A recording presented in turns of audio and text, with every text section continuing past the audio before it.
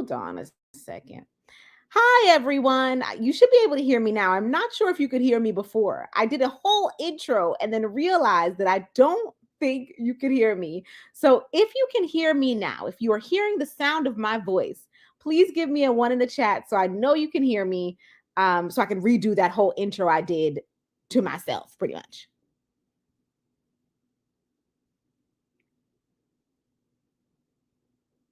Okay, wonderful. All right, so y'all can hear me. So now let me redo my intro. Happy afternoon. Welcome back. Welcome back. Welcome back. Hey, guess who's back? Guess who's back? I know it's been a minute. I have no excuses. I just have the truth, which is that I have been working. So I've been really, really busy. And then, it's family time, right? It's holiday season. So that's all I have to say about that. Listen, I hope that you all have been spending time with your families, making memories, and not allowing foolishness and pettiness to get in the way of you enjoying each other. Now, with that being said, I am Felicia, also known as Empowered Esquire. If you're curious about how to reach me, please look in the description of the video, okay, for my contact info, if you will. Let me say hello to everyone in the chat. Hello to Yahosef Ben Israel. Hello to Brett Edwards. Hello to Kels Tears. And what's up to OCOV? How is the whole OCOV fam?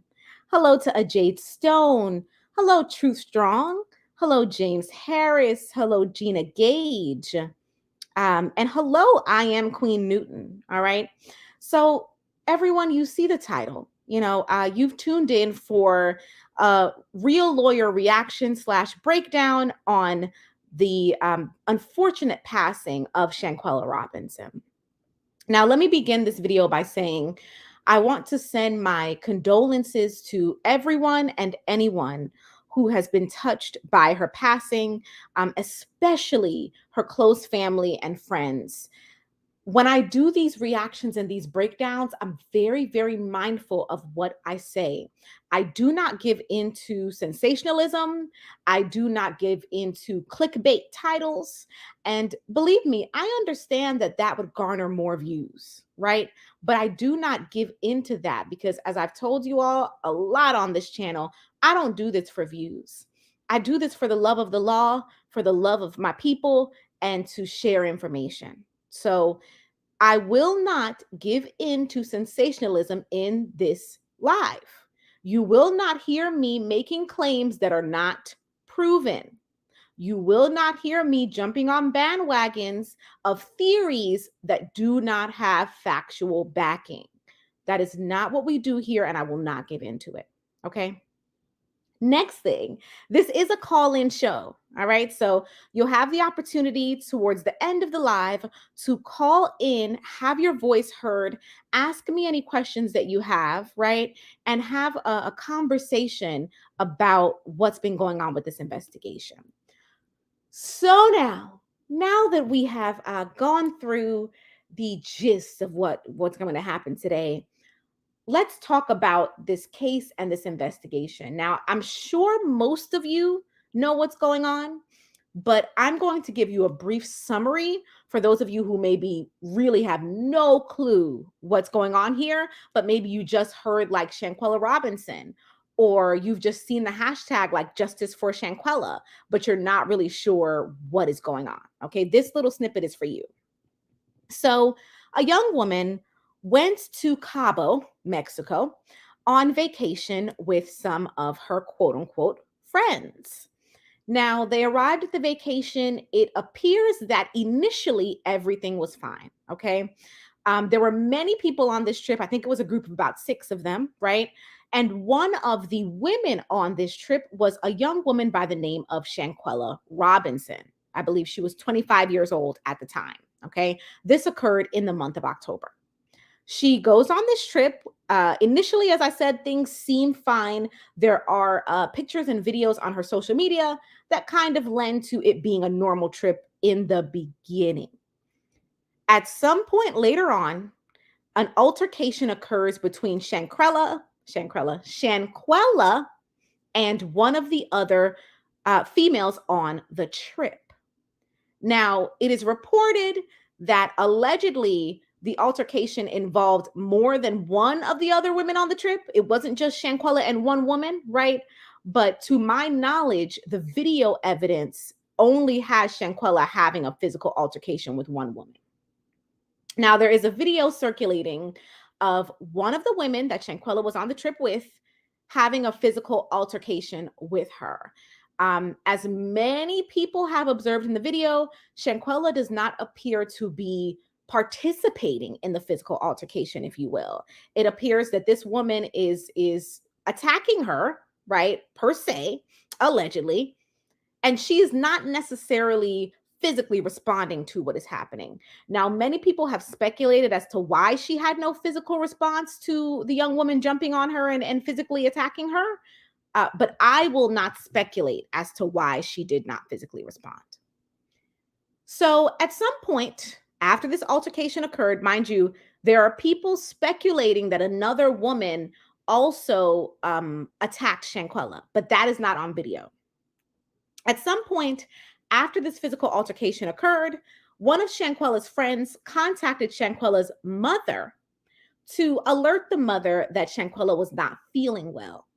Now, according to reports, Shanquella's mother was told that she may have had alcohol poisoning and that was the cause of her not feeling well. A little while after that, however, Shanquella's family was informed that Shanquella had passed away. Now, as I think any family would, they requested an autopsy because they were not there themselves, right? And so I'm sure they felt some unease, and that led them to say, you know what, we would like an autopsy. Okay. Now, does the autopsy have to be at their request? No. The allegation is that the family wanted an autopsy, but Mexico, as a sovereign, could have decided on their own to do an autopsy, right? Mexico does not necessarily need Shanquella's family to request that there be some inquiry. Either way, an autopsy was completed after Shanquella passed. Now, the autopsy report reveals physical injury and goes as far as to state that the physical injury was the cause of her passing. Now, this, of course, alarmed family members because it appears that family members did not initially think that her passing was caused by anything physical. Okay, hence the story about alcohol poisoning. Okay, so we're going to take it from there. I'm going to share with you an article where you will see the actual autopsy report, and then we'll pick up on what's going on now. Okay. Shout out to Midnight Green. Shout out to Pettyville OCOV and Miss Jams. All right, let me cue this up.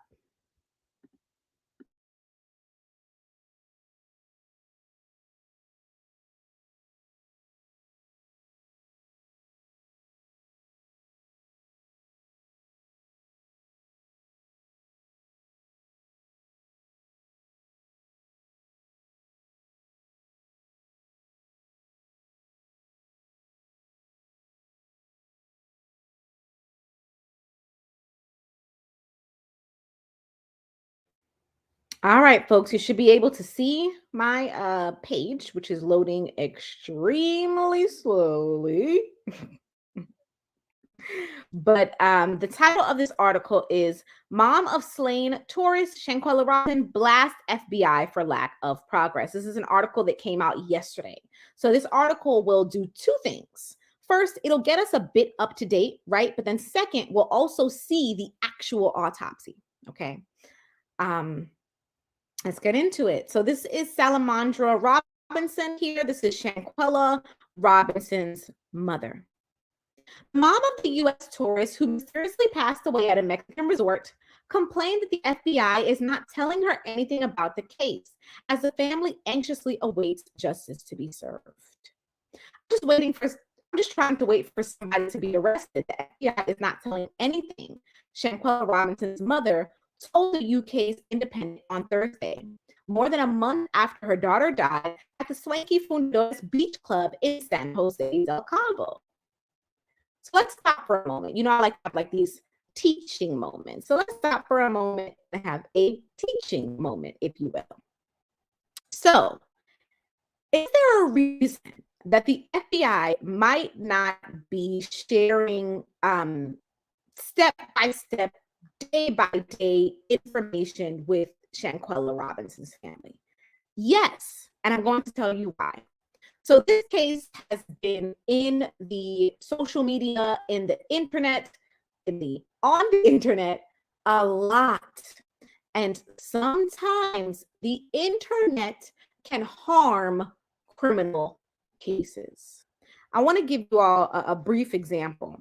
And I'm not going to delve into specifics either because, quite frankly, I'm not super familiar with the specifics. So I won't even give you a name. There was recently a celebrity on trial for SA of multiple women. After a trial that lasted weeks, the trial ended in a mistrial. Oh, am I choppy? Hold on. Hello to Les Meet. Hello to Empress Kaya. Hello, Royalty. If you can hear me clearly, give me a 1 in the chat so I know that I'm being heard clearly. If you can hear me clearly, please give me a 1 in the chat.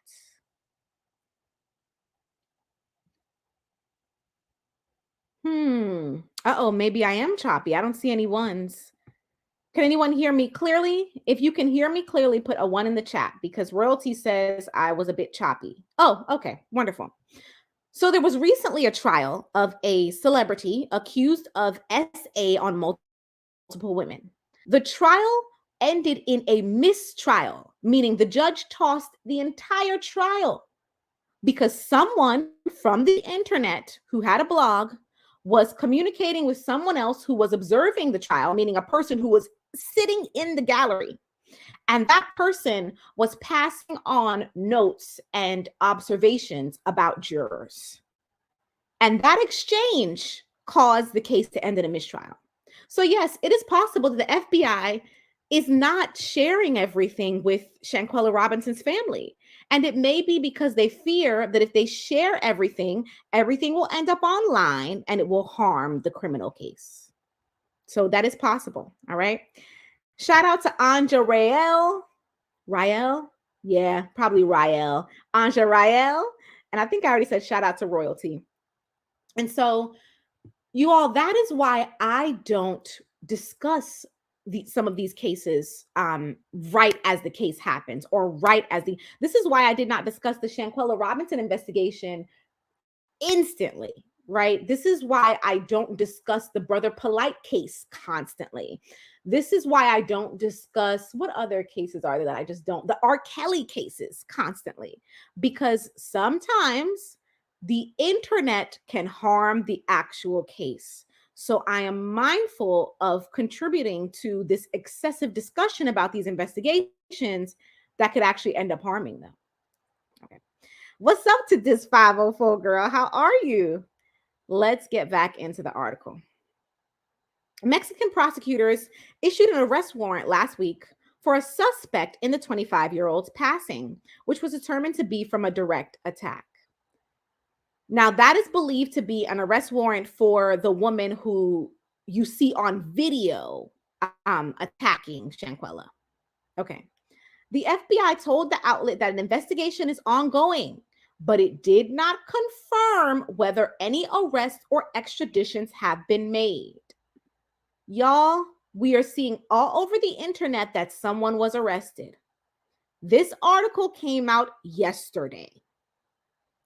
I do not see, and you can correct me if I'm wrong, but I do not see the FBI saying that anyone was arrested, that anyone is in custody.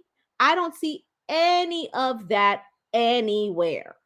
Everybody is saying that someone was arrested. We don't have any law enforcement that I have seen confirming that someone was arrested. So quite frankly, I don't care who these people are saying they got it from because law enforcement has not confirmed it. Empress Kaya wants me to scroll back up to her question. Let's see. So the question is, does the U.S. have jurisdiction over the case? Oh, we're going to get there. So you all, after we discuss where we are, you know me. You know I love to teach. You know that I love to empower you with the law, right? We're going to talk about jurisdiction. We are going to talk about extradition. We are going to, as only true nerds would, look at the actual Mexico-US extradition treaty. All right, we're going to get there. Just hang tight. Okay, let's get back into this. Robinson's passing was originally thought to be alcohol poisoning, as we discussed, but a death certificate revealed that she had suffered a severe spinal cord injury and atlas luxation, an instability of neck vertebrae. Colloquially, people have been saying her neck was broken. This sounds, from the scientific description that we're hearing, like, the colloquial saying is not too far off. This is Shanquella Robinson, beautiful woman whom, by everything that I've heard online, had a thriving business, was ambitious, was smart, was a go-getter, was a leader, was a trend setter, if you will, right?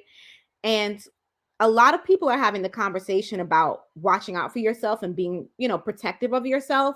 And I want to say I second that conversation. We have to be very careful. We have to be very protective of ourselves. And I'm telling you, you have to guard your life.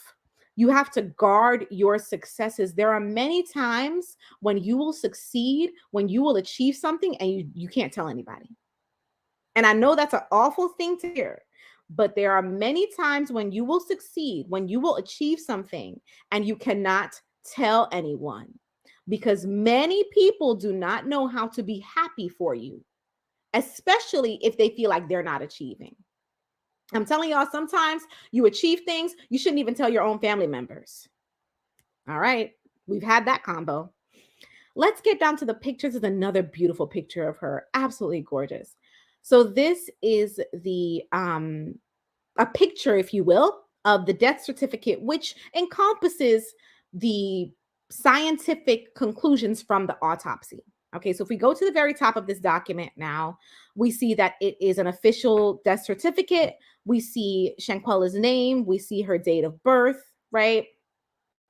And we see here where they believe the death occurred. We see the approximate time of death as October 29th, 2022 at 1500 hours, okay? And then we see here that they have the cause of death noted as severe spinal cord injury and atlas luxation. Okay, so you can see all of that. You can see that this was certified by a forensic doctor, and they even have the name of the doctor there and the doctor's license number, right? And we see the official seal. So we know that this is an official document. Okay. Now, Deputy Attorney General Antonio Lopez Rodriguez said investigators believe that Shanquella's death was the result of injuries inflicted by one of the travel companions. So it is confirmed that Mexican authorities believe that someone else in her traveling party caused her injuries. Okay. Now this part, Salamandra said that some of the people who were on the trip have visited the family. These people looked me in the face and told me there was no fight in Cabo, she told the paper, adding that they claimed Shanquella died of alcohol poisoning. Okay. So now remember I said that I would not give in to sensationalism, but I will discuss things that have been confirmed. We just have Shanquella's mother confirming, because there's been so much back and forth about whether they told her the truth or they didn't tell her the truth, we have confirmation that Shanquella's mother was told that her daughter had alcohol poisoning. We just read that ourselves. So now imagine being told that your daughter had alcohol poisoning and then finding out via death certificate that your daughter actually had a spinal cord injury that Mexican authorities believe was caused by someone beating her up. I mean, this is so heartbreaking. I don't even think heartbreaking does it, because that word isn't even enough. I'm going to skip past that picture, but you guys know what that is already. When the autopsy report was later released, some of the friends went to the family's home again, according to the newspaper. What did you all do to my child? Salamandra said she asked the visitors, one of whom she claims broke into a sweat and left. What? So after their family learned the truth about Shanquella's passing, these people came to her mother's home again. Her mother then said to them, "What did you do? What happened to my daughter?" And it appears, from what we're hearing, that they still did not tell her mother the truth. Still. Shanquella's father, Bernard Robinson, also spoke to the Washington Post. "There's a whole lot of unanswered questions in my mind about passing. I just want justice for my daughter." Okay, I'm going to skip a little bit. "It broke me to the heart," he said about the final moments of his daughter, who ran two businesses, Exquisite Babies, where she braided where she braided kids' hair, and the Exquisite Boutique, where she sold clothes. So again, no sensationalism here, right? It is being confirmed by Shanquella's parents. She was a business owner. She had two businesses, Exquisite Babies and Exquisite Boutique, which by all accounts did very well. And she was doing quite well for herself. Okay, we're going to leave the article there. I really wanted to show you the article for the purpose of us having the conversation about the cause of death and for us looking at the death certificate. So, what we're going to do next is we are going to get into jurisdiction and extradition. We're going to look at the extradition treaty between Mexico and the US, and we're going to talk about what could happen here, right? And how the extradition process could work in this case, okay? Shout out to Doug, the number one most requested moderator in the world. Shout out to KKC. Yes, hit the like button. Let me look on my phone. No, we need far more likes. So because here's the thing. The conversation that's being had right now is all sensationalism and gossip. We need substance. We need substance because the sensationalism and the gossip is going to hurt the case. So please hit the like button so that this message can get into the algorithm and the message can get to others. We need to talk about the extradition treaty. We need to talk about jurisdiction. No one is doing that.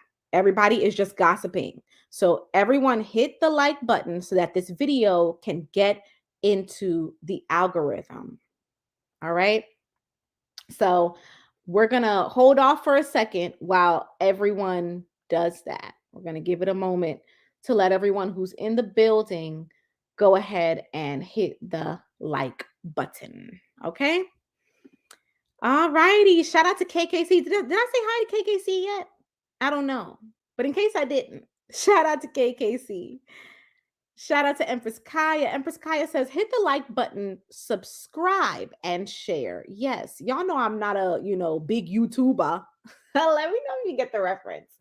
So I forget to say things like that. But yes, please subscribe to the channel. Again, all of these numbers, they help to get the information out there. And as I said, less gossip and sensationalism and more information. And that is what truly honors her memory and her family's fight, right? Because the gossip does not help. All right. So hit the like button, subscribe, and please share this video so the information can get out there. All right.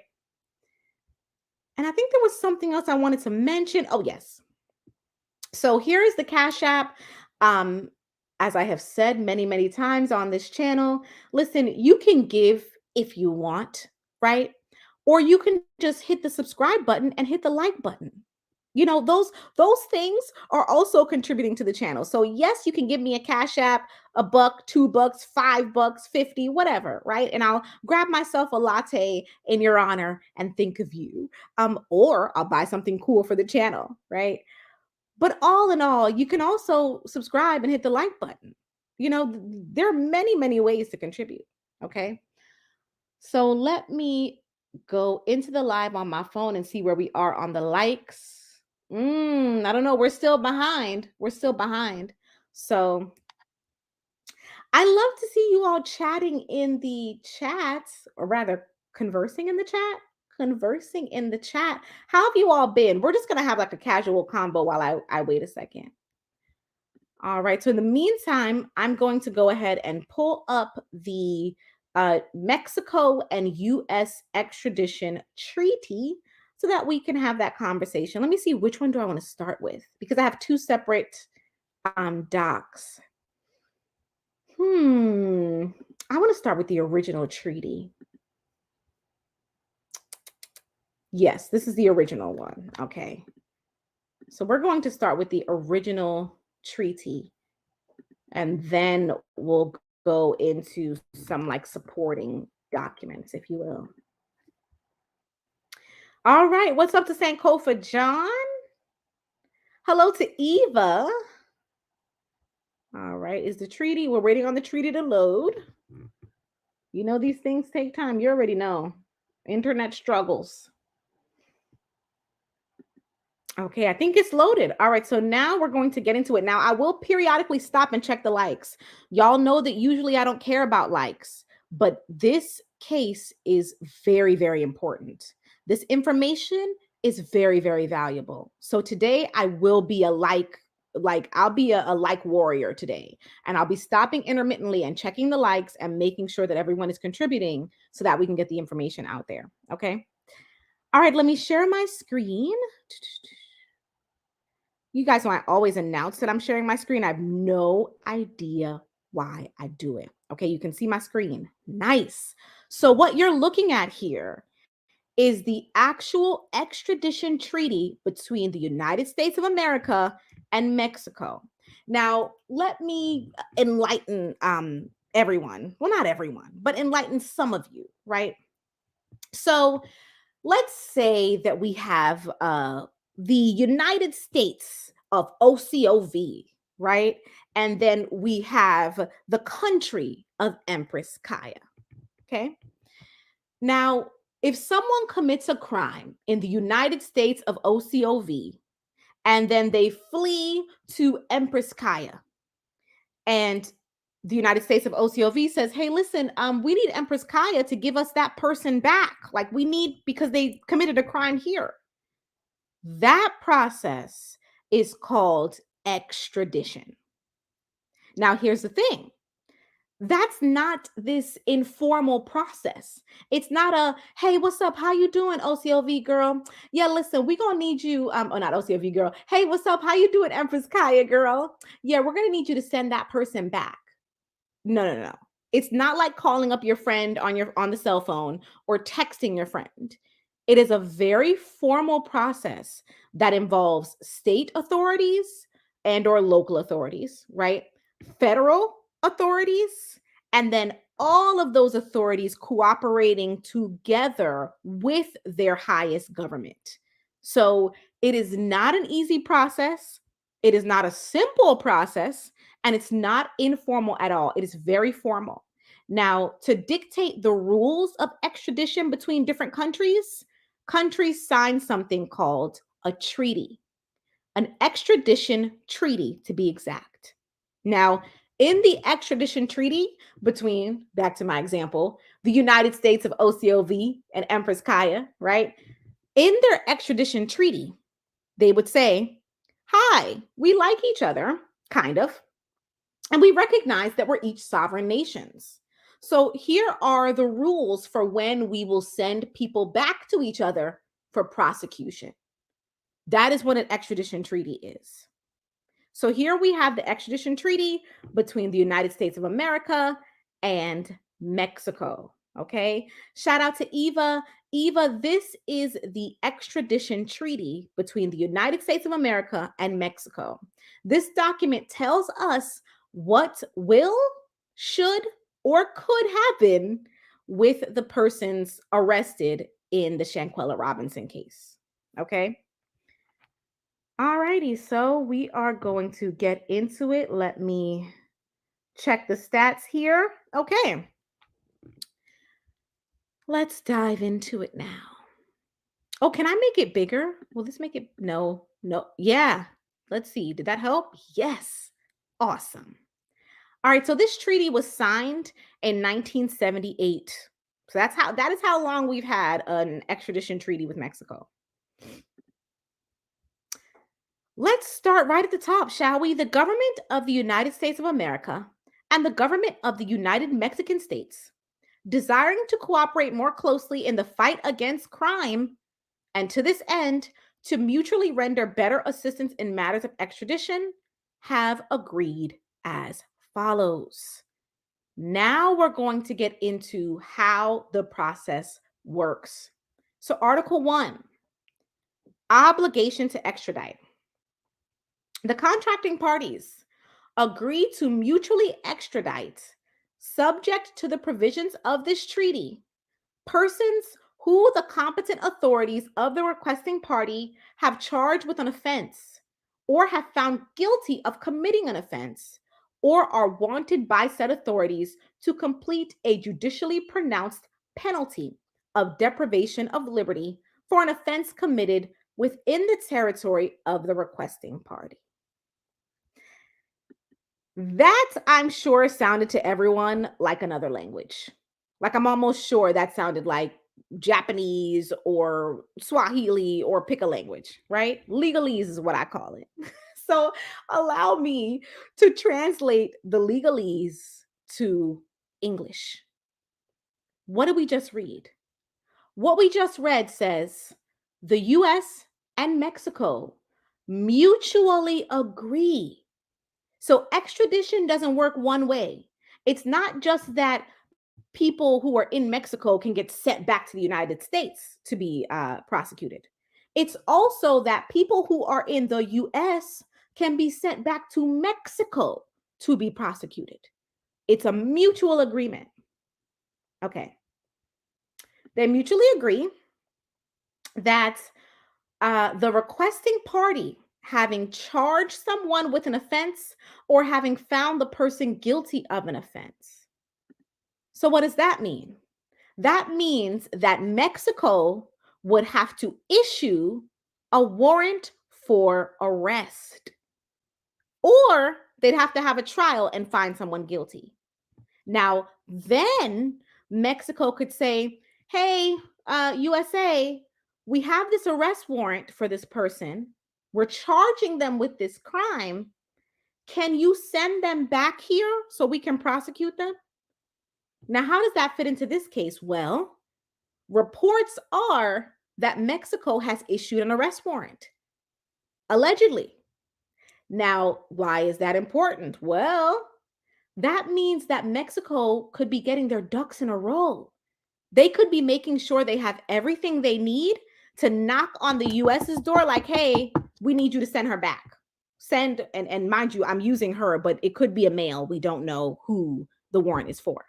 But it could mean that Mexico is getting their ducks in a row to say, hey, United States of America, we have everything that we're supposed to have. You need to send this person to Mexico for us to try them. Okay? Hey, Tarsha. Okay, let's get into it. So for an offense, no, we don't need to. Yeah, no, we don't need to. Okay. Let's move on to, we don't need section 2. Let's move on to Article 2. Okay. We're going to do this one briefly. Extradition will take place for certain types of crimes, right? So let's get into that. Okay. So first, for willful acts which fall into any of the clauses of the appendix and are punishable in accordance with the laws of both parties by deprivation of liberty, the maximum of which shall not be less than 1 year. So what does that mean? Well, that means you can't be extradited for every and anything. Okay, like you can't get extradited for littering, right? Extradition has to mean that you are accused of a crime, which the prison sentence for that crime would equate to more than a year. So in US terms, that means something that's not a misdemeanor. Okay, that means a felony.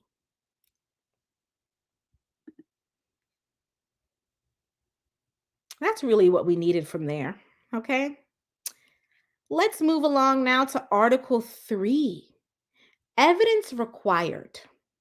Extradition shall be granted only if the evidence be found sufficient according to the laws of the requested party either to justify the committal for trial of the person sought, if the offense of which has been accused had committed in that place, or to prove that he is the person convicted by the courts of the requesting party.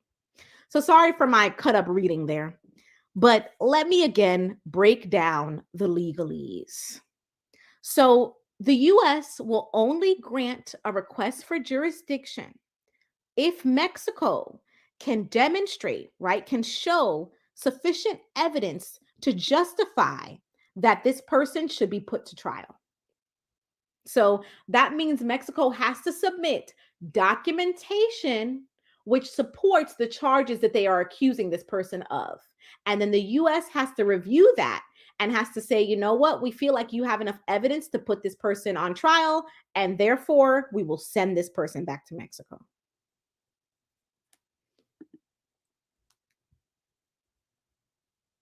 Okay. Do we need Article 4? I made some little notes as to what we need. We don't need 4. Let's go down to 9. Article 9. Okay. Extradition of nationals. Neither contracting party shall be bound to deliver up its own nationals, but the executive authority of the requested party shall, if not prevented by the laws of that party, have the power to deliver them up if, in its discretion, it be deemed proper to do so.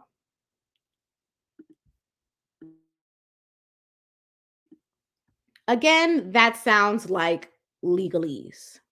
So what does that mean? Well, that means that the US does not have to send any of the Cabo, what are they calling them? The Cabo Six or whatever? The US does not have to send any of those people back to Mexico. This means that extradition, when you are a US national or a US citizen, right? Extradition is a choice. The US can choose to send, I really don't want to use anyone's name because no one is confirmed. So let's just say woman A, okay? The US can choose to send woman A back to Mexico. They can choose to, but they do not have to because she is a US national. Do you understand what I'm saying? So they can choose to send her back, but they do not have to. So now let's continue. If extradition is not granted pursuant to paragraph 1 of this article, the requested party shall submit the case to its competent authorities for the purpose of prosecution, provided that the party has jurisdiction over the offense. Okay. Let's take another moment then. So, what does that mean? Again, legalese, right? But Section 2 means if the US decides not to send any of these people back to Mexico, if the US decides, no, they are our nationals, and so we are not going to send them back to Mexico, well, then guess what? The US has to try them then. So if the United States of America decides not to send her back to Mexico, they have to try her here. With the only caveat being that they have to try her within their realm of jurisdiction. Now, that brings about another question. Does the US have jurisdiction to try her? Okay. Now, many people have said that the US would not be able to try her because the alleged incidents occurred in Mexico, right? But I want to tell you something. Incidents do not happen in a vacuum. And the way that our justice system and our legal system works is that the goal is to protect US citizens and US nationals. So when something happens to a US citizen, US national out of the country, what our government can do is they can reach into that situation and they can find points of jurisdiction that they can use to literally envelop the whole situation because things do not happen in a vacuum. Here's an example. Let's say, oh, it's tenuous to try to explain the US's jurisdiction over the fight that occurred where Shanquella was physically attacked. You could say that. However, these people came back to the US allegedly. I'm going to say allegedly after everything so as not to mess up this case, right? These people came back to the US allegedly, where they then allegedly in tandem lied about what happened. Do you all know what that is in the legal world? That's called conspiracy. So allegedly, they came back to the US where they left Shanquella's body in Mexico. They all then allegedly in tandem lied about what happened. So they all allegedly conspired to cover up the true cause of her passing. They allegedly lied more than once, right? So you've got more than one instance of alleged conspiracy that happened on US soil. So can they be tried for that? Yes. Is jurisdiction over the actual fight a tenuous argument to make? Possibly. But is jurisdiction over conspiracy for allegedly lying about how the girl passed when they got back here? Is that a hard case to make? No. No. So the USA can say, all right, we'll send her back to Mexico and let you try her. Or the USA can say, actually, we're going to try them ourselves. Those are the two things that could happen here. Yes, she could be sent back to Mexico. Or the US could try her and the others themselves. Okay. Now, Empress Kaya is there. She's there with me. Conspiracy, yes. Yep. This is why I read you all that article. You all, now you should know I don't do nothing haphazardly, right? I read you the article because that's what that article spells out as alleged conspiracy.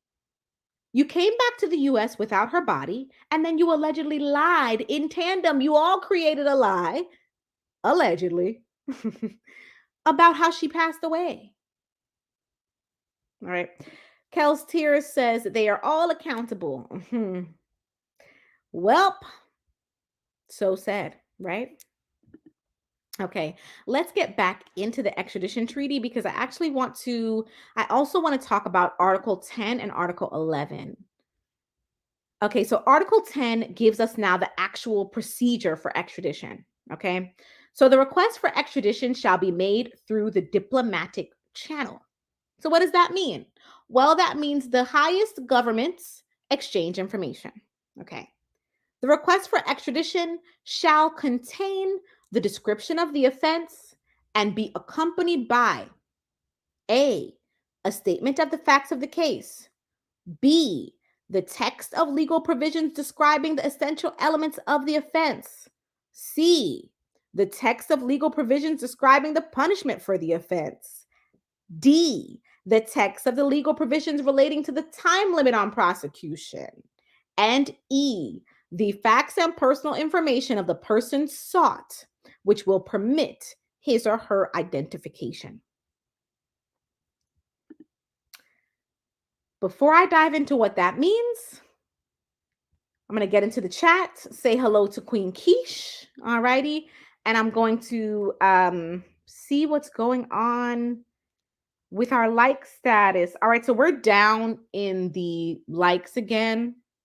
So everyone like, share, and subscribe. As I said, usually I don't care about these things, but with this case in particular, this is so vital. This is so vital. People need to understand this. And even the quote unquote professionals on this app are not doing this. Even they are participating in sensationalism and gossip and misleading people. So today is going to be one of those days that I actually do check likes, care about you sharing the video, things like that. All right. So like, and share.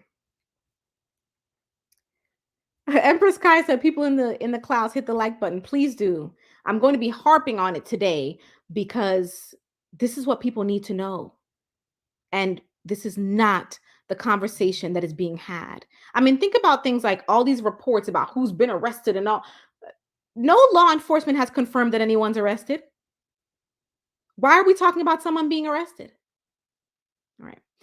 Kel's Tears said the US should try them as opposed to sending them away. So let me ask everyone. So what do you think?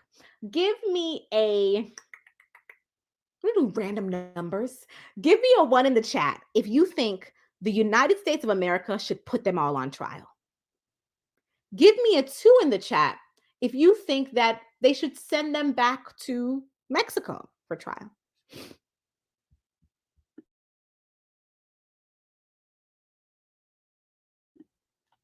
Shout out to Jesus Price. Shout out to you. How have you been, Jesus Price? Thank you for the like. All right. I see some. Oh, wow. I see one, but mostly twos rolling in. Again, the question is put a number one in the chat if you think the US should try them. Put a two in the chat if you think that they should be sent back to Mexico for trial. All right. I am looking. I see a lot of twos, a lot of twos. Let me shout out some of you as well. Shout out to Bill Pinchon. Bill, why do you think they should be sent back to Mexico? I see you voted too. So please share with us why you think that they should be sent back to Mexico. James Harris, Nakia, Christopher Quintero, Black Anonymous. Shout out to Black Anonymous. What's up? Everyone check out his content. Very, very intriguing and entertaining content creator. All right. I see a lot of twos, a lot of twos. DJ Dom Money with the two. This 504 girl. Yeah, what's up, Black Anonymous? You haven't caught live in a while because I haven't been live in a while. Dum. All right, DJ Dom Money says the crime happened in Mexico, and Bill Pinchon agrees. So we have two people saying they should be tried in Mexico because that is where the original crime occurred. Okay, I see that.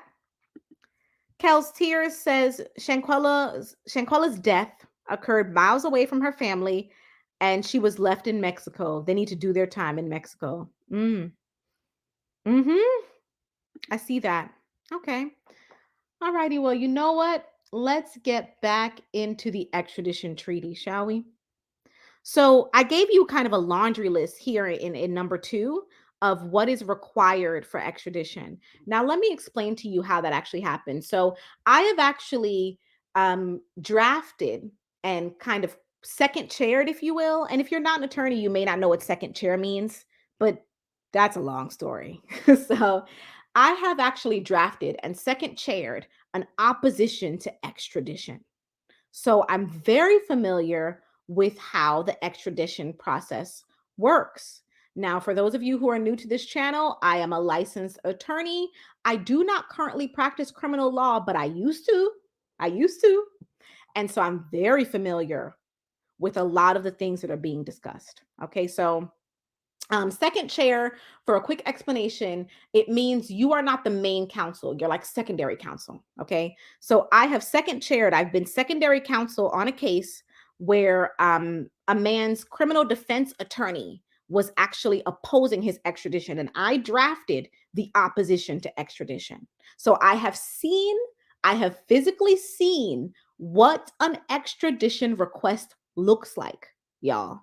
I know what these documents look like. Okay. Now, the one that I saw was from, was it Russia? I feel like it was Russia. It was either Russia or Poland. Okay. But they all are supposed to contain the same thing, the gist of it. Okay. So here is what the request will contain if Mexico submits a formal request for extradition. It will have all of the medical reports. It will have an explanation of the Mexican law and a copy of the Mexican law. It will have a statement from a Mexican prosecutor or a Mexican attorney general or something like that, right? In which this attorney will say, hey, listen, I've reviewed these medical reports. I've reviewed this case and I approve of this person being tried, and I intend on trying them. I intend on putting them on trial. It will also have an approval of the entire process from a high-level diplomat in Mexico. That is what this document will physically look like. Okay.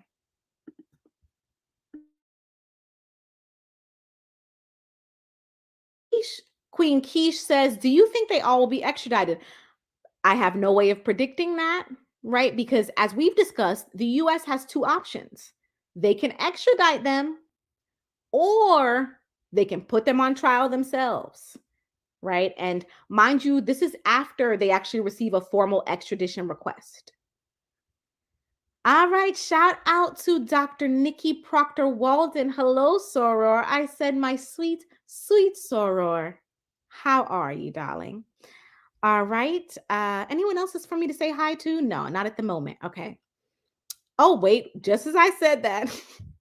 Shout out to Let Me See Your Transcript. How are you? How are you? Okay. So, for those of you who are just joining us, we have walked through the Shanquella Robinson case.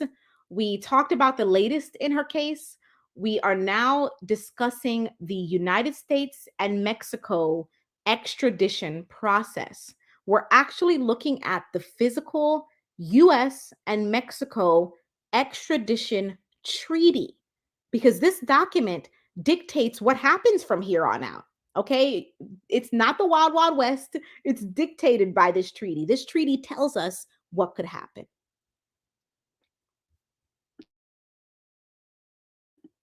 Okay. So let's see what else. 10 and 11. It's in my notes that I also wanted to talk about Article 11. So let's see. Article 11. Okay. Article 11, provisional arrest.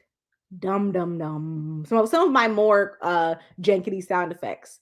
Now we've heard gossip that someone was arrested. As I have told you all 50 million times, law enforcement has not confirmed that. But we did hear gossip that somebody was arrested. So let's talk about that. Provisional arrest. In the case of urgency, either contracting party may request through the diplomatic channel the provisional arrest of an accused or convicted person. Uh-huh. Uh-huh.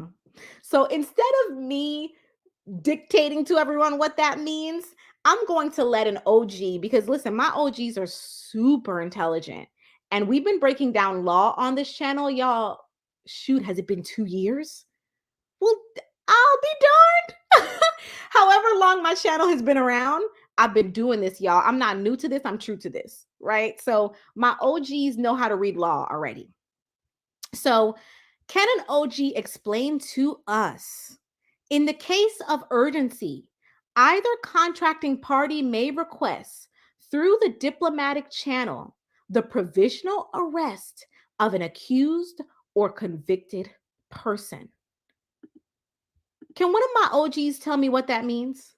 What did we just read? What does that mean? And in the meantime, I'm going to take a sip of water.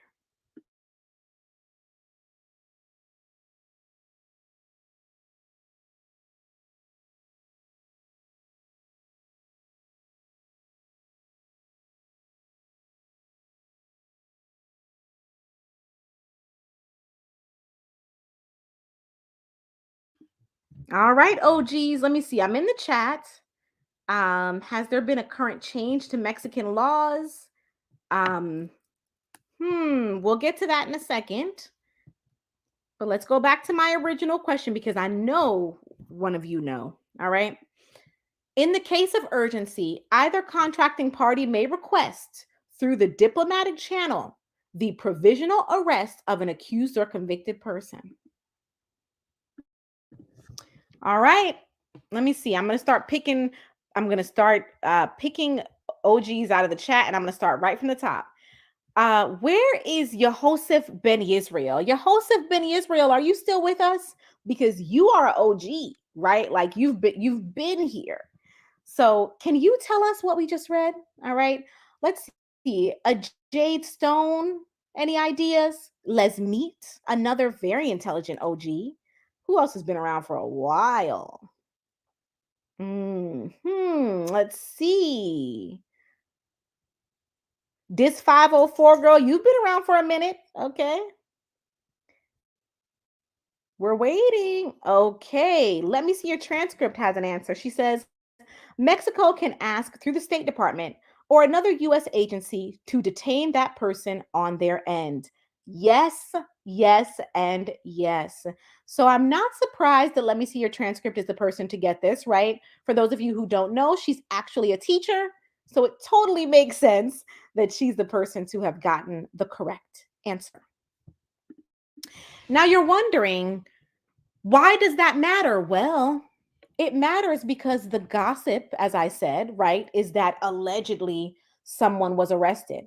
And I will not state that as fact because, to our knowledge, it isn't fact, but it's relevant to this portion of the treaty because it is possible that Mexico could have requested the provisional arrest of the person that has allegedly been arrested. So Mexico could have said, "Hey, United States of America, listen, can you arrest that person? Because we're seeing online that they're all on the run. We're seeing online that they've all changed their numbers. We're seeing online that they've all left their homes and moved to different states. So we think they're running. So USA, can you grab that person so we can make sure they don't get away?" Just a hypothetical. Okay, I think that's all I wanted to go through in the treaty, right? Yep. Yep. So, you all, as I always do, I am going to, at the end of this live, drop into the chat the links to all these documents so that you can be like a true legal nerd like me and in your free time read an extradition treaty. You know, why not? Why not? All righty. So, let's remove this. Got a question here from Truth Strong. Truth Strong says, if a person is detained, will they show up in any public database? That's a good question. They may or may not, right? So we like to think that these databases are super cohesive and that they're just like this big worldwide network, but not always, right? So it will depend on which agency arrests this person, where the person is arrested, and also it will depend on the request of the overall government in charge, whether that's the state government or the federal government. Because the government agency in charge may say, hey, listen, we want this arrest to be quote unquote sealed, or we want this arrest not to be put into public record as of yet. That can be done.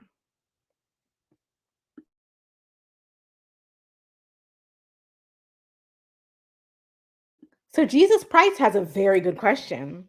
Jesus Price's question is, so does that mean no bond if the alleged person is apprehended? Jesus Price, in general, yes. Generally, that means the person is detained until they are extradited. All right, Bill Pinchin says, thanks. I appreciate all your work. Thank you. What's up, SC? How are you? Okay, y'all. So I had one more document that I could show you. What's this one? It was like a little update to the treaty from 1998, but it really focused on the quote unquote war on drugs, I believe. Yeah, it was issued by Bill Clinton. I don't think we need it. You know, what I'd like to do at this point is I would like to open up the lines, the call lines, if you will, and have you all call in and ask questions, share your commentary, and engage in dialogue. Okay. Now, before we do that, I got to do what I got to do. I don't like to do this, but hey, we got to do what we got to do. Right. So let me go. It's not a video file. How do I share this file? I have to open it and then share my screen. Hold on, y'all. Present, share screen. Here we go. All right, y'all. You're seeing Lady Justice here. Now, many moons ago, I had to create rules for being on this panel. I never wanted to do that. I felt like, hey, we're all adults, but somehow we are here. By the way, if you're not an adult, why are you on the stream? Okay, if you're not, I should have said that at the beginning. My bad. But if you are not an adult, please exit this stream. Okay. Here are the rules for being on the esteemed, empowered Esquire panel. All right. Rules for appearing on our panel. Number one, no profanity. Now, if you cuss at your house, that's your business. If you cuss on your channel, that's your business. We do not use profanity over here in this here channel, on this here panel. Okay. Number two, no yelling. We can hear you. Speak in a regular tone, conversational tone. That works. No yelling. Okay. Third, no negativity. Don't come up here bashing anyone, okay? Unless you're going to tell us you were in Mexico with them, then you don't know enough to bash anyone, okay? So no bashing, okay? Number four, no name dropping. Do not come onto this panel and bring up the name of somebody that you're beefing with in the sector of the purple people persons and summon them over here. I don't want no foolishness over here. Okay, so no name dropping. All right. Now, here's an additional disclaimer. Okay. Please be sensitive. This is the passing of a young woman who did not even get to have children, did not get married, did not get, and maybe she didn't want those things. That's fine, right? But maybe she did. This is a young woman whose parents had to bury her.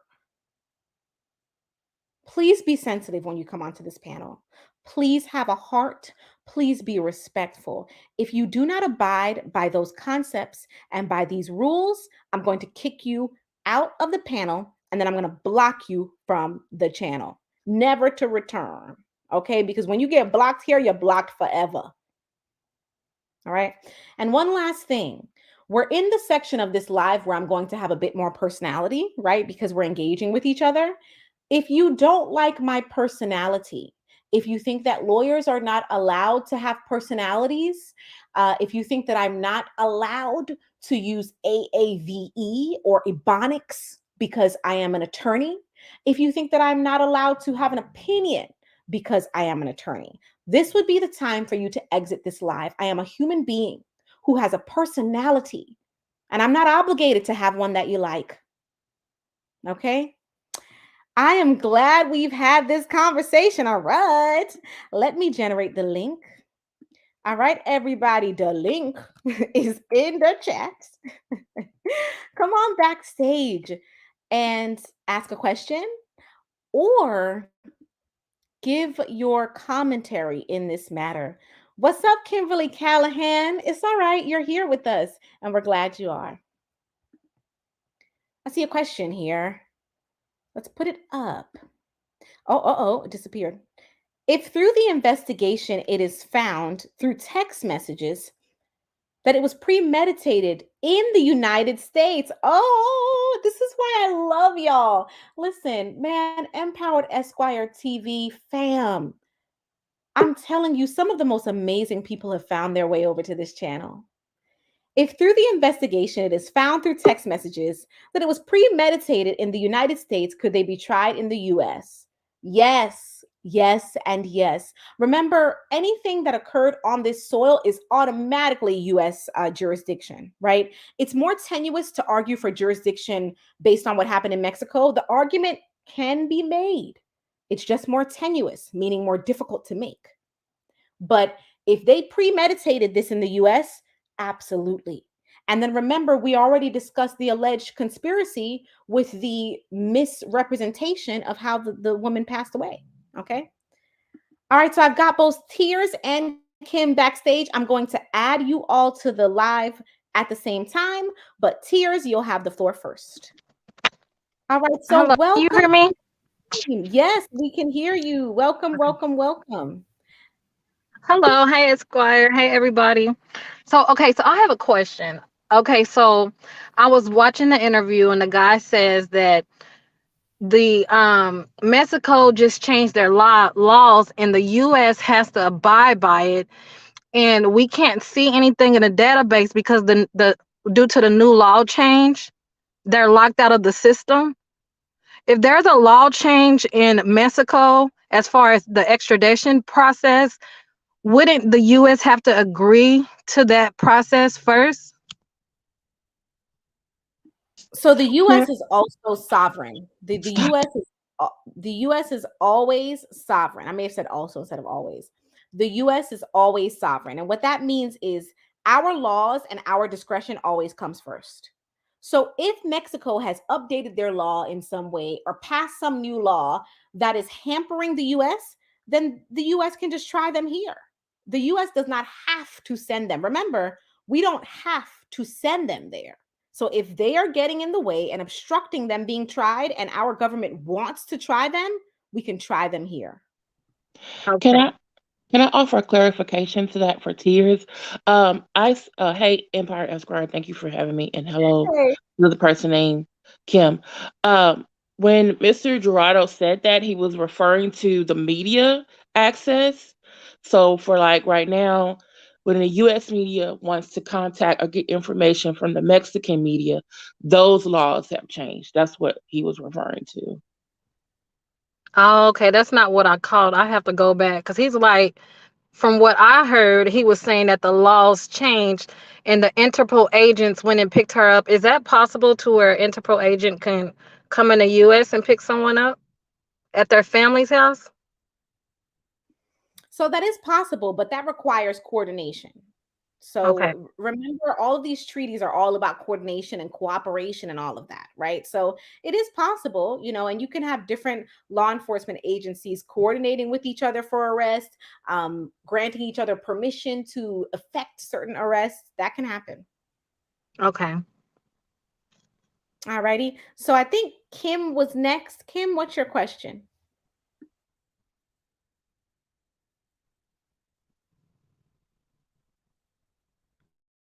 Oh, wait, maybe I need to unmute her? Is that what it is? Kim? Hi, can I be Hmm. now? Yes, I can hear you now. Heard? Oh, try again. You cut off. Can I be heard? This will be a bad Yes, I can hear connection. you now. Hi, can I be heard? Great, thank you. Hello, Empowered Record. I find your personality quite pleasant. No issues with me. Hi, everybody in the chat. Um, the question I have, I don't know if it's so much a question, but a comment. Um, I thought I heard someone say that it's not necessary for, I'll call them the Cabo Six, or any of those people to be extradited to Mexico. They can be tried here, even though the crime occurred in Mexico. Is that correct? Right. So that is what we were discussing earlier. The extradition treaty itself says that. Like the treaty itself says you have two Okay. choices. You can extradite the person or you can try them in your own country. So, yes, they do not have to be sent back to Mexico. The United States can choose to try them here. I see. And this next question I have is probably just asking for your opinion or anyone's opinion who cares to weigh in. What do you all believe is the likelihood that any of these young folks will be sent back to Mexico for trial? That's a very, very good question. So, initially, I would say I don't like to predict, but I will say this. This case has generated a lot of media attention, a lot of conversation on social media. And so, what that does is that puts law enforcement under a microscope. So, I think that in this instance, we will see movement and we will see action that you usually wouldn't see. And I'm going to leave it at that. That's my opinion. But I'll open the floor if Tears or Let Me See Your Transcript has an opinion. Okay. I want to say, okay, is that, I'm sorry. Is it possible, like, okay, say for instance, if the US decides not to send her over to Mexico, like, could this case be like a cold case to where it won't be any justice, to where they can just walk around the US free? It doesn't have to be. Now, is that possible? Yes. And a lot of people, they don't want to hear that, but it is possible. Yeah, But it I'm does with not it doesn't have to be that way, right? Because as we discussed, even if they don't want to make the more tenuous argument of what happened in Mexico is a crime, they can still make the argument of what happened when they return being a crime. yes. Y'all, in most states in the US, it is a crime to know about the passing of a person and then to lie about how that person passed, right? So to know that someone was attacked and the attack caused their death, but then to lie about that, that in itself is a crime in most states in the United States of America. Okay, that makes me feel better. Because it's just so much confusion and they turned this case into a circus. Yeah. Mm. Yeah, but I feel like that a lot of the circus right now, and this is just my opinion, I think for the most part, most of the content creators, and I think most people who are reporting on this, and also lawyers like Empowered Esquire, we're up here to inform the public and also in some way to clarify things about this case. We want justice for Shanquella Robinson. We want her parents to get justice. There are questions that need to be answered. But also, I think there are distractions. There are different ways of people who are reporting, sometimes cloudish ways, sometimes clickbaitish ways that are not necessarily helpful to the fact that we're trying to give factual information about this case, because it's involving one, a crime, a murder that happened in Mexico by US citizens who came back, and who the victim also, whose body came back. And so now you have to deal with US government agency, Mexican agencies, American news reporting sources, and Mexican news reporting sources. Yes, Mexico is a democracy, but with its history, it has also had a lot of um, laws and events that are not what Americans are used to. We're used to, like, hey, citizens have the right to remain silent. There's a due process, is what we see on Law and Order or Criminal Minds or CSI. And then we are also biased because of what we've heard about Mexico, what we've seen in movies. And so I think that is also contributing to some of the misunderstanding. And I really thank you, Empire Esquire, for having this live. And I put my notification last night, and I shared it this morning, because some people who are not legal experts are out here saying things that are, how can I say it? I'll just say clout chasing and clickbaitish. I'll say it like that. And I think what we need to understand is it's going to take time. We want things to immediately happen now. Like, hey, we all know where she is. We all know where they are. Why can't they just go over there and get them? Well, we want, especially Mexico and the United States, and also the family, they want the people to be apprehended, either whether it's arrested or detained, and for them to keep them, and for there actually to be a conviction. Because we've seen time and time again, people have been arrested, they gone to trial, and then their lawyer brings up a point saying, hey, this due process procedure was not followed. This police officer didn't do this. This other person, eyewitness or whatever, was committing perjury. So they want to make sure they're crossing every T and dotting every I, so that in the end, we're all getting real justice for Shanquella Robinson. So Yes, that is very true. They want to make sure those charges are sticking. We all want it to happen fast. Everybody watching YouTube, that's the problem. That's why it's so much clickbait, because everybody is on edge waiting for something to happen.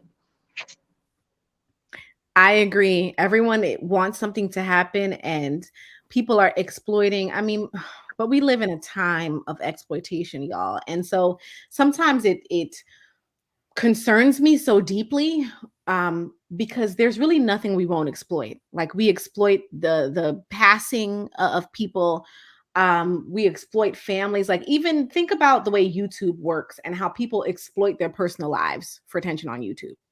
How people exploit like their children, their spouses, so yes, so this is the age where everyone wants attention because attention is currency for many, many people.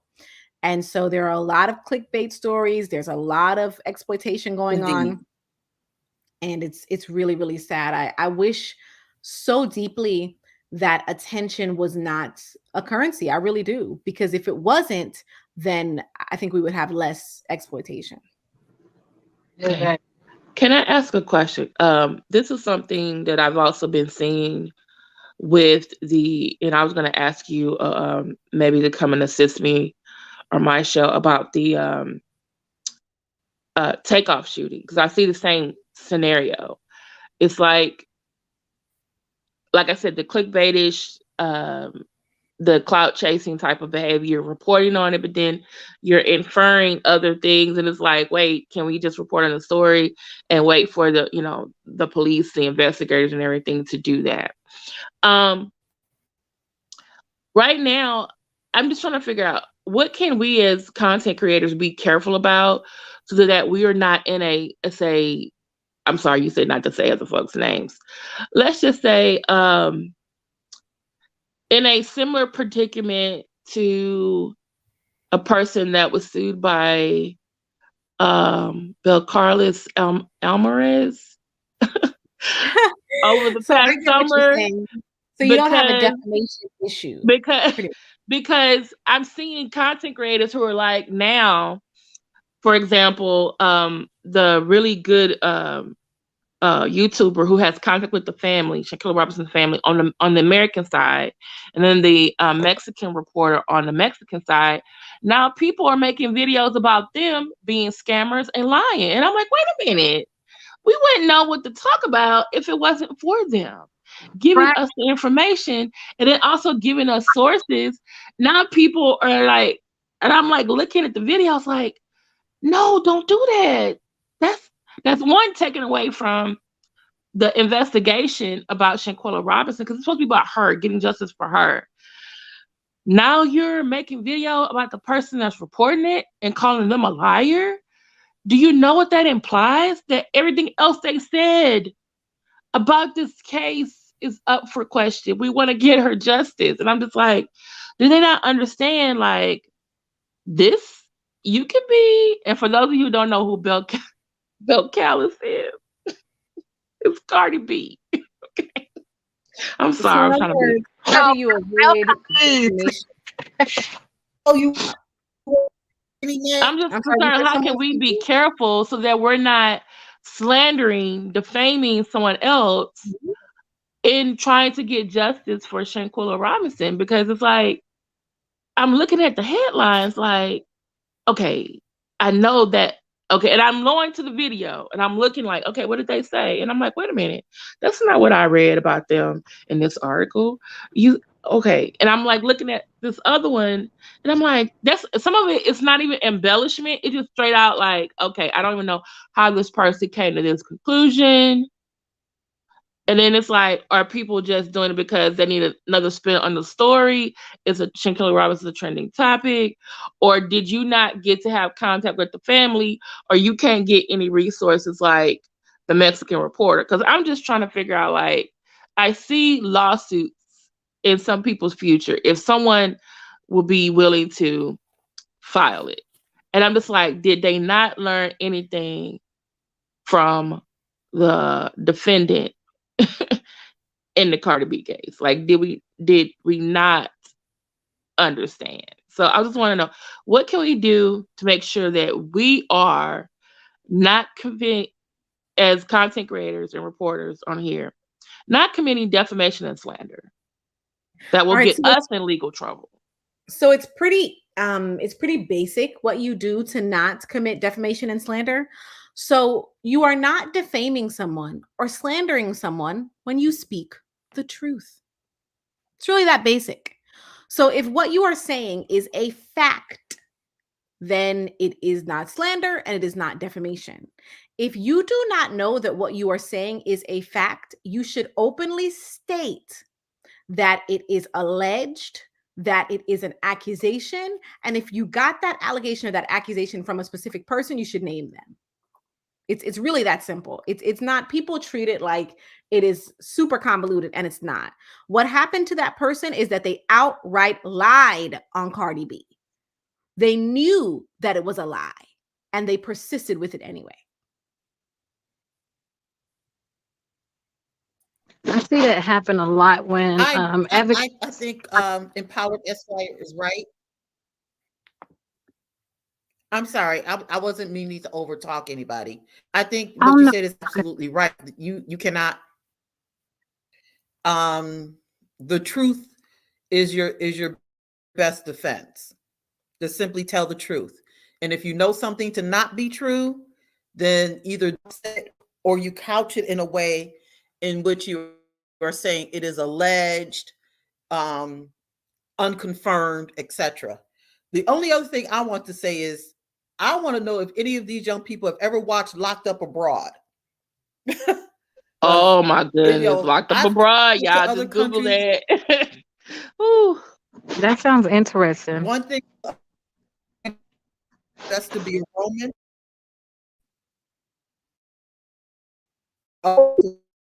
Anybody else's country act a fool. You just don't do it, because our prisons are country clubs compared to prisons in other countries. Yeah. So if these young people do end up getting extradited to Mexico and end up having to serve time in Mexico, you all good afternoon. And the only country that I can think of that has a country club atmosphere better than the United States, I think it's the one that is his name A$AP Rocky? Not A$AP Rocky. I forget which British rapper it is. But I think they were like in the Netherlands or Sweden or something. And they got locked up there. And they showed the pictures of his prison. And I was like, that is so clean. It looks like a dorm room.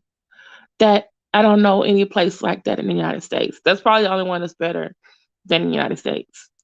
Because yeah, and then also don't commit when you go to other countries, y'all. You can go to the State Department website, and it will tell you whether or not that country is safe for traveling, what resources, where the embassy, consulate is, if you need help.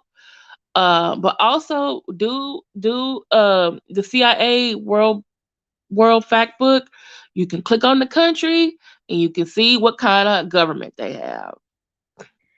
And you need to understand that they don't have the same laws like over here. Like I said, we're a democracy. We're a representative democracy. Mexico is one too. Guess what? People's Republic of China is technically a democracy. It has republic in their name. Okay. Actually, I think it's called the Democratic Republic of China. That's its full name. They practice communism there. You don't go over there and just do anything you want to do. Same thing with North Korea. Okay, we can talk about our president. First Amendment right. You cannot talk about their president when you go over there. Okay, you cannot say, "Oh, but I'm an American." Guess what? You're not in America anymore. Okay, so don't go over there thinking like you can just do or say anything when you're over there. Okay, so that's all I have to say. Alrighty, so I'm just gonna jump in on that and say hello to a few folks. Hello to Nappy Yankee. Well, the artist formerly known as Nappy Yankee, but now known as Naps. All right, check him out on YouTube.